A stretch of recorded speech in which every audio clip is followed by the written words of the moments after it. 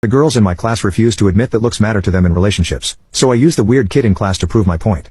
So I'm in freshman year of high school and the other day we were having a class all about relationships, consent, that kind of stuff. One of the questions which was asked by the teacher was, boys in the class, hands up if looks matter to you when finding a partner.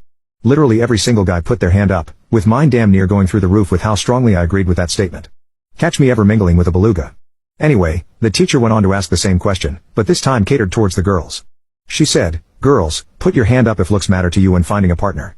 And out of the 14 girls in that class, only one was honest enough to put their hand up.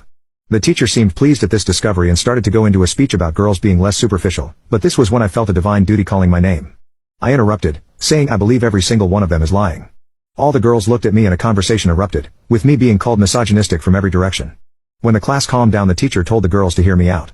I went on to explain that looks do indeed matter to them all, at least the guys are willing to admit it, the girls were not willing to admit it because they did not want to look like a-holes. I then said I can prove my theory right here and right now. Everyone looked kinda confused at me, and so I shouted.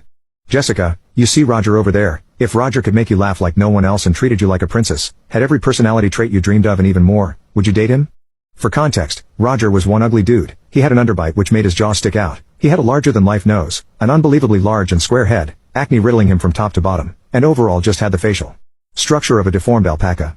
He also rocked the bowl cut. Well, when I asked this, Jess began to stumble on her words and couldn't answer me. Thank you, see, I yelled before moving on to my next victim. Veronica, would you date Roger? She shook her head silently. And so one by one I went around the entire class asking every girl if she would date Roger. The teacher tried to get me to stop and calm down, telling me I had proved my point, but I didn't stop until I had asked every single girl. And so Roger was rejected 14 times, and he never even asked anyone out.